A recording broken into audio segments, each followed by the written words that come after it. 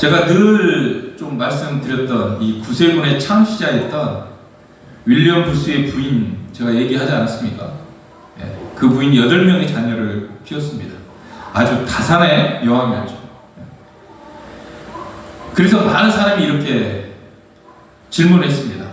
어떻게 이 훌륭한 자녀가 키웠냐고 물었을 때 그녀가 했던 말이 있습니다. 나는 마귀가 나쁜 습관을 심어주기 전에 먼저 우리 자녀들에게 좋은 습관을 심어주었습니다. 마귀가 나쁜 지혜를 가르치기 전에 하나님의 말씀을 먼저 가르쳤다라고 얘기하고 있습니다. 언제나 이 부분은 먼저 가르쳤고 먼저 선정했다는 거예요. 여러분들 오늘만큼 우리 모두가 하나님의 공의를 통과한 하나님의 진짜 사랑을 경험했으면 좋겠습니다. 완전한 절망에 오늘 좀 빠졌으면 좋겠습니다. 좀 이상하지 않습니까? 절망에 빠지라고 그래요. 네. 완전한 절망에 여러분들 빠지셔야 됩니다. 그래야지만이 그 다음에 완전한 자유를 느낄 수 있습니다. 그 다음에 완전한 사랑에 굴복되어진 역사가 일어날 것입니다. 오늘 이 세 가지를 함께 여러분과 함께 가야 되는 과정입니다. 저는 설교할 때 공동체에게 성령께서 해주시는 말씀을 제가 듣고 여러분들에게 전달하는 게 설교자의 책임이라고 생각합니다. 그래서 설교자는 깨끗해야 됩니다. 더러우면 저를 통해서 공동체에게 하나님이 말씀하지 않았습니다. 그래서 제가 토요일날 무진장 회개합니다. 무진장 회개예요.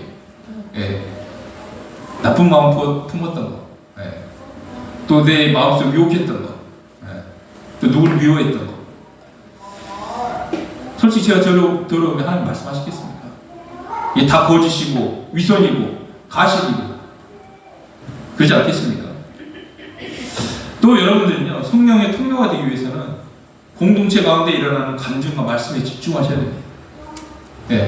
나를 통해서 말씀 안 하시지만 좀 문제가 있다 그러면 다른 지체들을 통해서 하나님께서 말씀하신다는 거예요. 거기에 집중하셔야 된다. 그리고 여러분들 스스로가 말씀에 집중해야 된다. 제가 무슨 기도를 아침에 하냐면 하나님 매일매일 순종하는 자들에게 복을 좀 많이 주었으면 좋겠습니다. 이런 기도를 합니다. 말씀을 붙들고 기도하면서 간증 기록하고 하나님 앞에서 순종하는 이 지체를 정말 하나님 복 주셨으면 좋겠습니다 라고 기도합니다. 근데 이런 기도를 딱 하는데요, 제 마음에 야, 누구는 이미 이 복을 받았다라고 하나님께서 그런 마음을 주시는 거예요. 제가 보면 그녀는 아직도 자기가 바라는 기도 응답 이루어지지 않고 있는데 이미 하나님은 그 자매를 통해서 이미 복받았다 이렇게 말씀하시는 거예요. 제가 이걸 딱 들었을 때 참 엉뚱하다고 생각을 했습니다. 지금 보여주는 것은 아무것도 없는데 정말 오랫동안 기도했는데 왜 이런 말씀하시지? 이렇게 제가 하나님께 되물었을 때 야, 세상 사람들이 죄악으로 다 무너질 것인데 야, 그들은 무너지지 않을 것이다 이렇게 말씀하십니다. 그게 복이라는 거예요. 그리고 그들의 순종은 든든한 반석이 될 거라고 하나님께서 말씀하셨어요. 그리고 그들은 절대로 무너지지 않을 거라고 말씀하셨습니다. 여러분, 순종하는 이 순종들이 지금은 잘 모르지만 지금 든든한 반석을 만들어가는 과정이 있다는 거예요. 여러분, 오늘도 함께 하겠지만 하나님께서 우리에게 태도라는 것을 참 중요하게 말씀하십니다. 성경에요, 태도에 대해서 많이 얘기합니다. 어떤 태도일까요? 간절한 자에게 하나님은 만나주신다는 거예요. 성경에 삭개오가 있습니다. 삭개오의 포인트를 딱 보면요, 많은 목사님들 뭘 설계하시냐면 회개, 그리고 이제 뭐 내가 나쁜 것을 얻어서 이렇게 하면 30배, 60배를 더 갚겠다. 이 결단도 얘기합니다. 여러 가지 포인트로 이 삭개오의 태도에 대해서 얘기를 하는데, 그 중에 제가 딱 봤을 때 가장 중요한 포인트는 뭐였냐면 간절한 태도였습니다. 이 조그마한 사람이 예수님이라는 이 선지자, 선생님을 딱 듣고 나서 얼마나 간절했으면 뽕나무나무에 올라갔겠습니까? 삭개오는요 정말 간절했어요. 하나님을 만나고 싶은 그 간절함이 있었습니다. 여러분, 간절한 자에게 하나님 만나주십니다. 이것이 성경의 약속입니다. 근데 많은 기독교인들이요 이 간절함이 없습니다. 간절함이 있습니까? 어떤 간절함입니까? 야, 오늘 목사님 안 배우면 큰일 나겠다. 너무 보고 싶다. 전화를 몇 번 들고 싶고. 우리는 그런 간절함이 안 보입니다. 그것만 봤을 때 하나님에 대한 간절함이 있어야 되지 않겠습니까? 예. 성경의 구약과 신약을 통해서 무수히 우리에게 말씀하고 있습니다. 예레미야 말씀 볼까요? 한번 읽겠습니다. 예. 예레미야 29장 읽겠습니다. 시작. 너희는 내게 부르짖으며 와서 내게 기도하면 내가 너희를 들을 것이요 너희가 전심으로 나를 찾고 찾으면 나를 만나리라라고 말씀. 우리 참 많이 듣던 애우고 있던 말씀입니다. 이게 무슨 말입니까? 하나님은 뭘 말씀하고 있습니까? 우리 태도로 말씀하고 계십니다. 간절히 좀 찾아라. 그러면 내가 너를 만나줄 것이다. 너는 내게 부르짖으라. 그러면 내가 너를 들을 것이다. 이렇게 말씀하고 계십니다. 잠언 8장 17절 가면 이렇게 얘기합니다. 읽습니다. 시작. 나를 사랑하는 자들이 나의 사랑을 이루며 나를 간절히 찾는 자가 나를 만날 것이니라. 네. 또 누가복음에 이렇게 얘기합니다. 11장 보면 시작. 내가 또 너에게 이르노니 구하라 그리하면 너에게 주실 것이요 찾으라 그리하면 찾아낼 것이요 문을 두드리라 그러면 너에게 열릴 것이니. 아멘. 성경은 이렇게 우리에게 태도에 대해서 간절하게 얘기하고 있습니다. 여러분, 오늘 예배를 드릴 때 진짜 한번 마음을 정하시기 바랍니다. 네. 내가 정말 오늘 말씀을 한번 딱 듣겠다는 마음, 그리고 간증을 기록해야겠다는 마음, 이런 마음의 태도를 가지고 이 자리에 앉아 있다면 오늘 여러분들 상상할 수 없는 하나님의 은혜가 우리 가운데 임할 줄 믿으시기 바랍니다. 아멘. 이것을 하나님이 해주시나라고 말씀하고 있는 거예요. 그런데 우리가 이제 좀 안다고 많이 이런 얘기를 합니다. 오직 성령이 아니면 안 된다는 말을 참 많이 해요. 어디에서 주워 들은 것은 있어요. 그렇죠? 성령이 아니면 그 무엇도 할 수 없다는 말을 들으면 어떤 생각이 듭니까? 나의 노력이 다 쓸모없는 것처럼 들리십니까? 대부분 이런 생각을 한다는 거예요. 야, 하나님이 아니면 할 수 없어, 이건. 그래서 난 아무것도 안 해. 이런 태도를 가지고 있다는 사실입니다. 태도를 바꾸려고 노력하는 것, 죄에서 벗어나려고 노력하는 것, 이 모든 것이 쓸모없다라고 생각을 넘어서 성령이 역사하실 때까지 그런 노력을 하지 않고 가만히 기다려야 되느냐, 이런 생각을 한다는 거죠. 아마 저만 그렇게 생각하는 것이 아니라 100% 이 말씀을 알고 있는 사람들은 대부분 공감할 것입니다. 죄와 싸우고 싶은 마음의 태도를 바꾸려는 마음, 거룩한 습관을 지키려고 노력하는 마음, 이 모든 것들이 성령의 역사라는 사실입니다. 우리 고린도전서 12장 3절 말씀 한번 보겠습니다. 있으면 시작. 그러므로 내가 너에게 알리노니 하나님의 영으로 말하는 자는 누구든지 예수를 저주할 자라 하지 아니하고 또 성령으로 아니하고는 누구든지 예수를 주시라 할 수 없느니라. 아멘. 성령이 아니하고는 누구도 예수를 주라 할 수 없다라. 이 말은 참 많이 합니다. 이 말의 의미가 뭘까요? 이 말의 의미는 아주 단순합니다.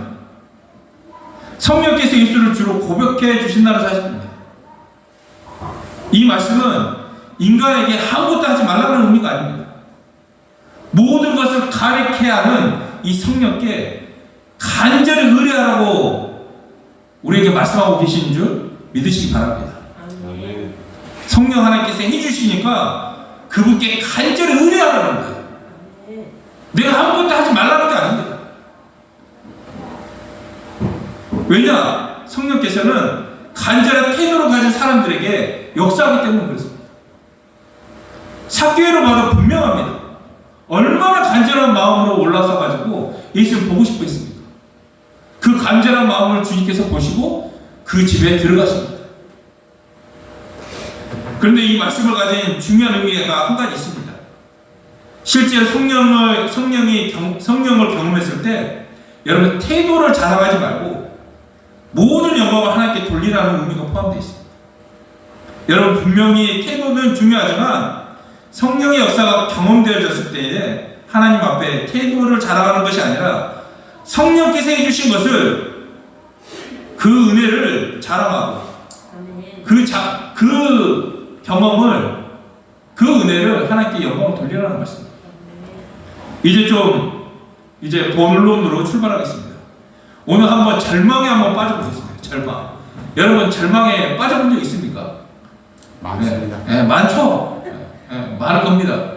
예수님 만나가지고 그 절망이 자유함이 되고 그 완전한 사랑으로 지금 행복한 삶을 살아가고 있는 줄 믿습니다. 오늘 설교 다 했습니다. 요 흐름입니다. 절망에 빠지는 건데 여러분 죄의 싹은 사망이라고 하는 이 법이 있습니다. 제가 사형작을 보여줄 텐데 실제로 우리나라의 사형장의 모습입니다.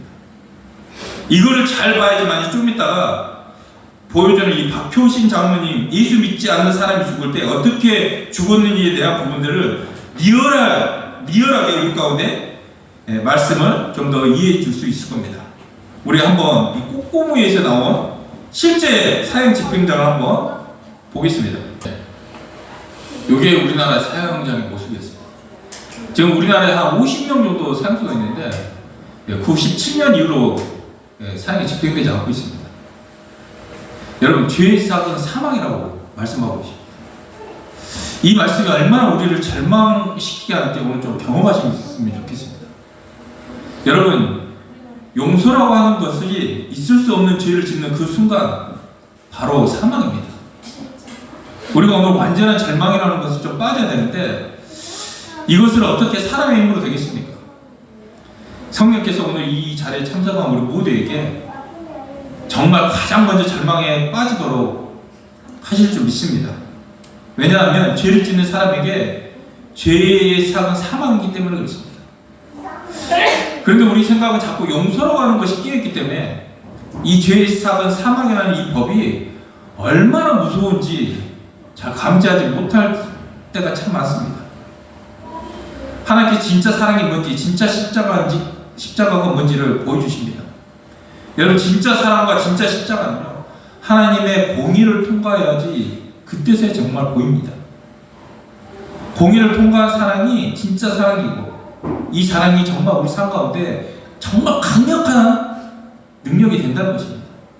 이 능력은요 죄와 싸우게 되고요 말씀에 순종하게 되고 삭개오처럼 자기 모든 것을 들을 수 있는 그 진짜 힘이 진짜 사랑과 진짜 십자가에서 임했기 때문에 이것을 경험한 사람만이 이것을 할 수 있다는 사실입니다.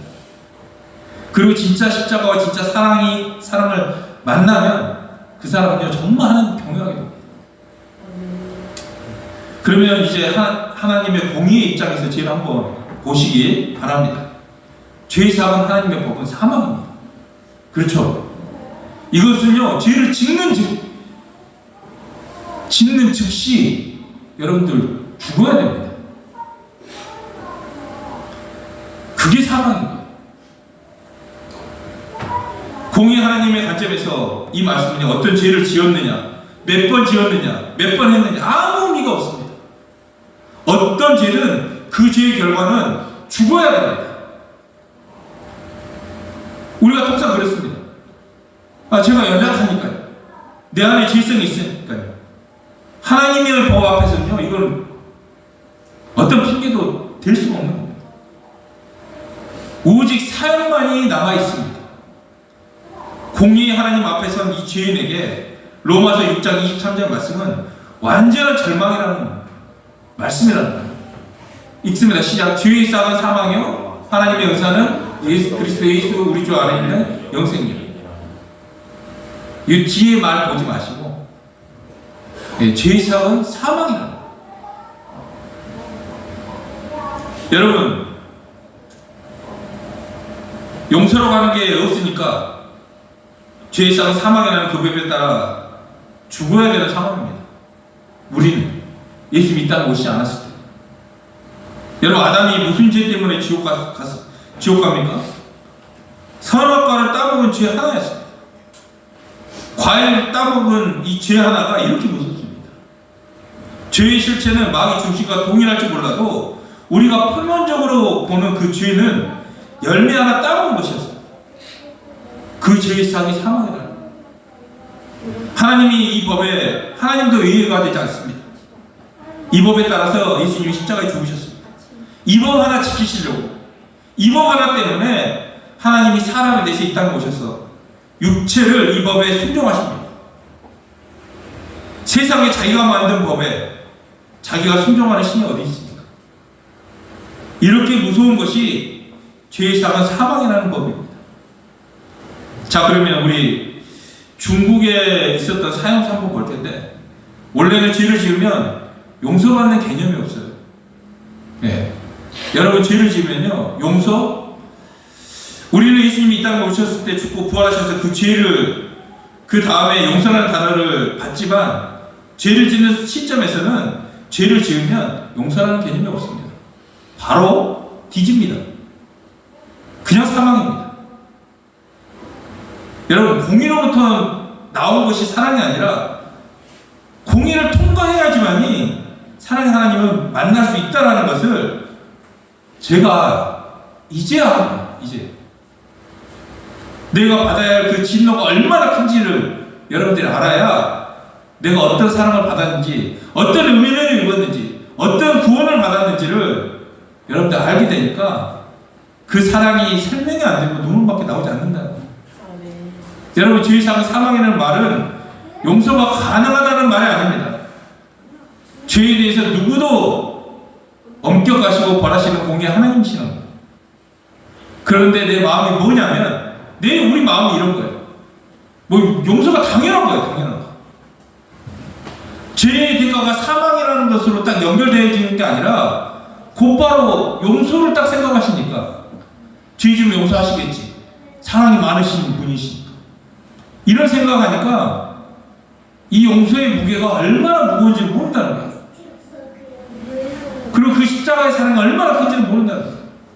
그 십자가의 능력이 얼마나 큰지를 여러분들이 모른다는 겁니다. 여러분, 하나님의 관점에서 너무나 사랑하는 대상이라도 죄를 지으면 사랑한다는 이유로 그 죄를 용서할 수 없습니다. 여러분, 하나님이 우리를 얼마나 사랑하셨습니까? 여러분, 하나님께서 당신의 아들 예수 그리스도를 얼마나 사랑하셨습니까? 그런데 그가 십자가에서 인간의 모든 죄를 대신 전가받을 때 하나님께서는 그를 저주할 수밖에 없었습니다. 여러분, 아무리 하나님이라도 사랑한다고 그냥 용서해 줄 수가 없으십니다. 왜냐하면 공의 하나님이시기 때문에 그렇습니다. 죄는 곧 죽음인 거예요. 사망인 겁니다. 이렇게 죄를 지으면 죽을 수밖에 없다는 겁니다. 이제 우리 점점 절망에 가고 계십니까? 절망 안 하고 계신 표정을 짓고 있는데 절망하셔야 돼요. 내가 죄인이잖아. 하나님을 버리고 지금도 믿고 있다고 생각하지만 내 마음대로 살아가는 그 죄인이잖아. 난 죽어야 된다니까요. 나는 용서받을 수 있는 그런 사람이 아니라니까요. 그래야지 여러분들이 절망하셔야지 이게 되는 거예요. 절망하시길 바랍니다. 절망한다고 절망하십니까? 여러분들이. 근데 이게 성령께서 진짜 용서받지 못한 나다, 죄를 지으면 사망이다, 나는 죽을 수밖에 없다, 이것을 알려주셔요. 우리 중국 사형수 영상 예전에 한번 본 적이 있습니다. 이 사형수가 뉘우칩니다. 용서를 구합니다. 그래도 안 됩니다. 그래도 사형이에요. 아무리 용서를 구하고 내가 잘하겠다고, 실수였다고, 내가 연약해서 그랬다고, 내가 이 가족들을 다시 정말 죽을 때까지 섬기겠다고 평생 종로를 하겠다고 결단하고 다짐하고 울어도 죄상은 사망이다. 이 사람 죽을 수밖에 없어요. 이 법 앞에는요 누구도 취소될 수가 없습니다. 용서받을 수가 없습니다. 우리 이 중국 사형수 영상 한번 다시 한번 보겠습니다. 여러분들은 사형수예요. 살인이 아닙니다. 여러분들이 예수를 죽인 줄 믿습니까? 아멘. 이 공의 하나님 앞에 섰을 때 성자 예수님을 죽인 이 죄, 여러분들 다 죽어야 됩니다.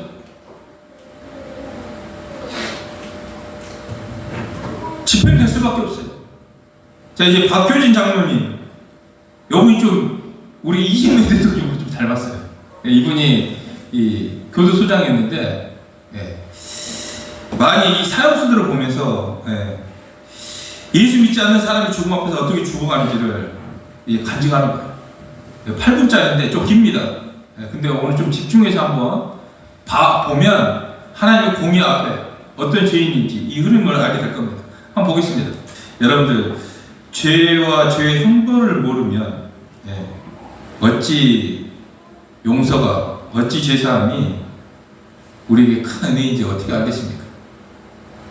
여러분, 공의를 통과해야지만이 사랑의 하나님의 은혜와 사랑을 알 수 있습니다. 왜냐하면 하나님의 공의 앞에 선 죄인이 완전한 절망을 하기 때문에 그렇습니다. 하나님 앞에 선 죄인은 희망이 없습니다. 오직 사형뿐입니다. 하나님도 어쩔 수 없습니다. 그런데 그 목을 베고 딱 그 순간 칼을 들고 달려오십니다. 그게 로마서 5장 8절 말씀입니다. 한번 읽겠습니다. 시작. 우리가 아직 죄인 되었을 때 그리스도께서 우리를 위하여 죽으심으로 하나님께서 우리에 대한 자기의 사랑을 확증하셨느니라. 여러분, 완전한 절망이 임할 때가 언제였냐면 오늘 말하고 있습니다. 우리가 아직 죄인 되었습니다. 죄인 되었을 때가 바로 이때입니다. 완전한 절망할 때. 사형 선고 앞에서 어떤 말도 할 수 없습니다. 그 사형 선고 자체가 완벽한 공의이기 때문에 그렇습니다. 이 절망 앞에서 십자가를 봐야 그 십자가를 만난 하나님의 진짜 사랑이 보인다는 사실입니다. 이 십자가는요, 절망에 빠진 죄인에게 죄와 싸우는 사람, 동행을 가능케 하는 사람, 하나님 자녀답게 살아가는 가장 큰 능력이 임한다는 사실입니다. 우리가 착각하지 말아야 될 부분이 있습니다. 진짜 죽어야 되는 상황에서 스톱! 이렇게 하고 누가 와서 대신 죽는 게 아닙니다. 그 사람이 죽어야 됩니다. 내가 죽어야 됩니다. 죽어야 되는데 하나님께서 함께 죽으셨다는 사실입니다. 나와 함께 죽으셨다는 거예요. 나는 사형이 집행되지 않고 예수님이 내 대신 그냥 죽어주셨다? 나는 살아있고? 이게 아닙니다. 그 말씀은 죄사는 사망이라는 말씀은 반드시 집행이 돼야 되기 때문에 예수님이 나를 안으시고 죽고 함께 부활하셨다는 사실입니다. 용서라는 개념조차 없었던 이 죄인, 우리 인생에 하나님이 복음을 주셨다는 사실입니다. 무에서 유가 창조된 거예요. 복음은 하나님께서 기적을 떨어뜨리신 사건이라는 겁니다. 사랑의 핵폭탄이신 예수님이 이 땅에 우리와 같은 몸으로 오셔서 영원히 벗어날 수 없는 죄와 사망의 선고를 멸하신 것입니다. 공의 하나님께서 일으키신 사랑이라는 기적을 만날 때 우리는 인격적 회개를 올려드려야 된다는 사실입니다. 여러분, 우리 홍순정 목사님 영상인데 오늘 영상 많이 봅니다. 제가 말이 좀 적습니다. 영상 볼 건데 왜 그러냐면 이분이 공의 하나님을 먼저 만나야 된다고 얘기하고 있어요. 그래야 진짜 하나님의 진짜 사랑을 만날 수 있다는 사실입니다. 제가 이게 너무 약했던 거예요. 하나님이 사랑만 강조하고 공의를 강조하다 보니까 이걸 감각을 못 잡는 거예요. 한번 보겠습니다. 여러분, 하나님이 무엇으로부터 우리를 구원했냐면 하나님의 진노로부터 우리를 구원했어요. 그 진노를 예수 그리스도께 다 쏟아부으심으로 말미암아 우리가 예수님을 믿지 않는 죄를 회개하고 예수를 주로 믿어서 구원을 받게 된 줄 믿습니다. 근데 여기에 중요한 포인트가 하나 있습니다. 여러분, 진정으로 하나님의 진노를 이해하지 못한다면 그분의 사랑을 온전히 이해할 수 없습니다. 왜냐하면 하나님의 사랑이 확증되고 드러나는 방법은 예수께서 죄에 대한 하나님의 진노를 만족시킴으로써 그 사랑이 우리에게 드러났다는 사실입니다. 이거 어려운 말이 아닙니다. 하나님께서 죄에 대한 진노를 우리에게 쏟으신 만큼 하나님은 우리를 사랑하신다는 사실. 우리를 얼마나 사랑했으면 그 하나님의 그 진노를 우리에게 쏟지 않으려 하시고 그 독생자에게 쏟으심으로 말미암아 이 진노보다 더 큰 사랑을 우리에게 보여주셨다는 사실입니다. 하나님의 공의가 자신에게 적용되는 걸 보면 나를 향한 하나님의 사랑을 의심 없이 확증할 수 있는 줄 믿습니다. 아멘. 여러분, 하나님의 죄의 쌍 사망이라는 이 법을 하나님도 외회되지 않고 하나님도 적용하신 분이십니다. 자신이 정한 법을 외회 없이 자신에게 적용시킨 공의 하나님. 그분이 말씀하셨다면 그 공의 하나님이시기에 이 말씀하신 대로 우리는 모든 것을 맡길 수 있는 것입니다. 그럼 죄의 쌍은 사망이잖아요. 만약 하나님께서 공의롭지 않으셨다면 그 하나님을 우리가 온전히 믿고 온전히 우리의 삶을 맡길 수 있겠습니까? 여러분, 제가 한번 얘기했잖아요. 하나님이 공의롭다고 하는 것을 자신의 말씀을 자신도 적용시켰다고 하는 것을 보여주셨기 때문에 우리가 다 천국에서 공동체와 함께 살 수 있다. 영원히 우리가 천국에 있다. 이것을 믿을 수 있는 것입니다. 제가 고민했습니다. 진짜 하나님이 천국에서 같이 한 1억 만장 같이 살았어요. 살다가 여러분들이 마음에 안 드는 거 있지 않겠습니까? 열받아서 다시 우리를 지옥 보내면 어떻게 할까? 하나님 마음을 좀 바꾸면 어떻게 할까? 이런 생각을 제가 가끔씩 엉뚱한 생각을 제가 합니다. 근데 공의로우신 하나님, 죄의 쌍은 사망이라는 이 법에 당신도 그 법을 적용이 돼서 그 법을 그대로 수용하셨던 그 하나님이 얼마나 진실하겠습니까? 먼저 말씀하신 것을 안 지키시겠습니까? 우리에게 이렇게 말씀하신다는 거예요. 로마서 8장 35절. 정말 읽을 때 하나님께서 역사해 주실 줄 믿습니다. 다 같이 8장 35절 39절 말씀 읽겠습니다. 시작. 누가 우리를 그리스도의 사랑에서 끊으리요? 환난이나 공고나 박해나 기근이나 적신이나 위험이나 칼이라. 기록된 바 우리가 종일 주를 위하여 죽임을 당하게 되며 도살당한 양같이 여김을 받았나이다 함과 같으니라. 그러나 이 모든 것을 우리를 사랑하시는 이로 말미암아 우리가 넉넉히 이기느니라. 내가 확신하노니 사망이나 생명이나 천사들이나 권세자들이나 현재의 일이나 장래 일이나 능력이나 높임이나 깊음이나 다른 어떤 피조물이라도 우리를 우리 주 예수 그리스도 안에 있는 하나님의 사랑에서 끊을 수가 없느니라. 아멘. 이 공의로운 하나님이 죄의 쌍의 사망이라는 이 법에 하나님도 적용시켰던 그 하나님이 우리에게 뭐랍니까? 어떤 것으로도 이것을 끊을 수 없다라고 말씀하십니다. 내 사랑을 누구도 끊을 수 없다라고 말씀하십니다.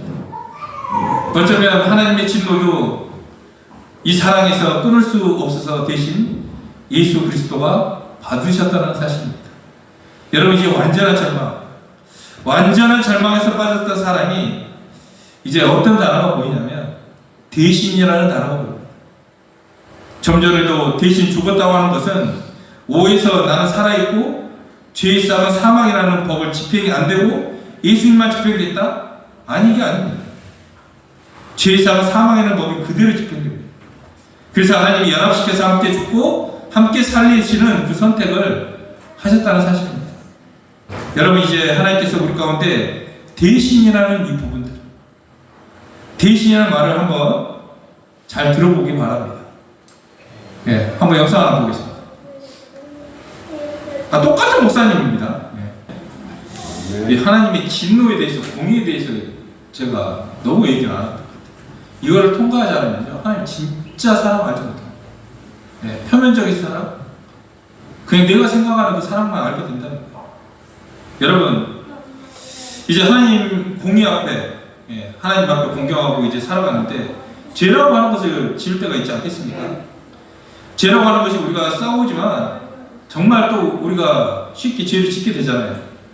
그러면 이거 어떻게 해야 될지, 내가 이 죄를 안 지을 수 있을까? 예. 우리 정말 중요한 말씀인데 호세아 말씀 한번 보겠습니다. 호세아서 보면 우리가 잘 알고 있는 내용이지 않습니까? 고멜란의 창기를 호세아 선지자가 그 창기를 품음으로 말미암아 하나님께서 음란한 우리를 품으시는 그 내용, 회개하기를 원하시는 그 내용이 여기 포함되어 있습니다. 그런데 여러분 잘 보세요. 6장 1절 보겠습니다. 읽으면 시작. 오라 우리가 여호와께로 돌아가자. 여호와께서 우리를 찢으셨으나 도로 낫게 하실 것이요 우리를 찢으셨으나 싸매어 주실 것임이니라. 아멘. 죄를 지었을 때 뭐라고 그래요? 여호와께 돌아가자라고요. 그러면서 돌아가서 뭐라고 하냐면 6절 말씀 보겠습니다. 나는 인애를 원하고 제사를 원하지 아니하며 번제보다 하나님을 아는 것을 원한다. 여러분 하나님을 알아야 된다라고 얘기하고 있습니다. 이 죄인이 하나님께 돌아가서 하나님 이거 잘못했습니다. 이거 다시 안 하겠습니다. 우리 이렇게 얘기합니다. 그런데 우리 다시 또 돌아가지 않습니까? 그런데 또 문제가 뭐냐면 어느 순간 어떤 죄를 지으면 돌아갑니다. 하나님 죄송합니다. 이거 잘못했습니다. 다시는 안 하겠습니다. 이렇게 결단하고 고백하는데 또 지나면 또 죄를 짓는 거예요. 도대체 이걸 어떻게 끊을 수 있을까? 호세아서 보니까 여기 나와 있는 거예요. 여호와께로 돌아가자. 돌아가는 겁니다. 가서 뭘 해야 되냐면 여호와를 힘써 알아야 된다는 거예요. 호세아서 4장 6절 보면 사람들이 왜 망하냐면 내 백성이 지식이 없으면 망한다라고 얘기하고 있어요. 하나님을 모르니까 망하는 거예요. 우리가 왜 망한 인생을 살까? 하나님을 아는 지식이 없기 때문에 그렇습니다. 여러분 진짜 회개하면 뭡니까? 죄로 다시 돌아가지 않는 거거든요. 진짜 여러분들 회개했습니까? 진짜 회개한다는 것은요 다시 돌아가지 않는다는 거예요. 그런데 이 다시 돌아가지 않을 수 있는 비결이 뭘까? 내가 잘못했다고 이제 다짐한다고 해서 이것이 돌아가지 않겠습니까? 아닙니다. 여러분 우리가 어떤 죄를 짓고 하나님 앞에 용서를 구합니다. 그리고 회개하고 다시 살다가 또 돌아가는 이유가 뭐냐면 하나님 모르기 때문에 계속 똑같은 죄를 범하고 있기 때문에 그렇습니다. 예수님이 어떤 분이신지 모르시니까 또 다시 가가지고 음란한 것 보고 세상 것에 취하고 또 그렇게 살아간다는 거예요. 진짜 회개가 뭐냐면 하나님께 돌아가서 하나님을 더 깊이 알아간다는 거예요. 그것이 진짜 회개인 겁니다. 여러분 하나님 경외하게 되면요 죄에 대해서 떠나가게 되어 있습니다. 이분을 모르니까 경외하지 않고 계속 죄 가운데 있는 거예요. 여러분 이분을 알아가는 게 중요합니다. 그래서 이번 주에도 미션이 있습니다. 무슨 미션인가요? 요한복음 5장 39절 말씀 있으면 시작. 너희가 성경에서 영생을 얻을 줄 생각하고 성경을 연구하거든요. 이 성경이 곧 내게 대해서 증언하는 것입니다. 아멘. 성경은 예수님이 증거하세요. 여러분 하나님을 알려면 성경을 읽으셔야 됩니다. 아멘. 이번 주 미션이 우리가 늘 하고 있는 거지만 성경을 읽기 원합니다. 유명한 많은 목사님들, 특히 웨슬리 목사님 뭐 읽다고 하시겠죠? 로마서를 읽다고 하시겠어요. 로마서 읽다 보면 어렵습니다. 그럼 쉬운 성경을 한번 읽어보세요. 이번 주는 로마서를 꼭 읽기 원합니다. 아멘. 그래야 그분은 바르게 알아간다. 어떻게 죄로 돌아가지 않을 수 있을까? 여러분 저는 어떤 죄는 계속해서 반복돼요. 결단하고 또 반복되어지고 또 결단하고 반복되고 이게 끊어지지가 않는 거예요. 하나님께 기도해요. 하나님 이거 좀 끊어지게 해달라. 그런데 안 끊어지는 거예요. 왜냐? 하나님 모르니까. 근데 하나님을 정말 알아가게 됩니다. 끊어질 줄 믿습니다. 여러분 오늘 제가 기도했던 제목이 완전한 절망에 빠진 거예요. 그리고 완전한 절망에 빠져야 돼요. 야 나는 용서할 수 없는 정말 죄인이구나. 나는 죽어야 되는구나. 이런 절망.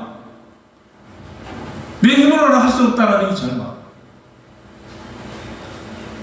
그래서 예수님을 통해서 완전한 자유, 해방되는 것. 이 십자가를 바라볼 때 완전한 그 사랑에 굴복되어지는 것. 여러분들, 죄사가 사망이라는 이 법이 완전한 절망을 만들어내는 줄 믿습니다. 아멘. 예. 그런데 이 완전한 절망에서 하나님이 반전을 일으키십니다. 그게 뭐냐면 십자가라는 거예요. 대신 죽으심으로, 함께 죽으심으로 말미암아 그분이 우리 가운데 참된 자유를 주셨다는 거예요. 완전한 사랑을 이 십자가에서 확증시켜 주셨다는 사실입니다. 그 사랑 앞에 여러분들 굴복하길 원하십니까? 진짜 사랑은 언제 있냐? 공의를 통과한 다음에 그 진짜 사랑이 보여진다는 겁니다. 이제 우리는 어떤 사랑의 하나님 앞에 서느냐? 공의를 통과한 그 사랑의 하나님 앞에 서길 원합니다. 오늘 제가 이 찬양을 마지막에 듣습니다. 이 찬양할 때 가사를 음미하면서 찬양했으면 좋겠습니다. 이 마음 깊이 우리가 마음을 다해서 고백되어질 때 이 가사처럼 우리 가운데 능력이 크게 임할 줄 믿습니다. 아멘. 우리가 이 시간 마음을 다해서 얼마나 하나님이 주신 큰 은혜가 얼마나 큰지 이 고백이 우리 입술로 따라 부르기를 원합니다. 아멘. 순종하는 자에게 큰 능력이 임할 줄 믿습니다. 아멘. 우리 찬양하겠습니다.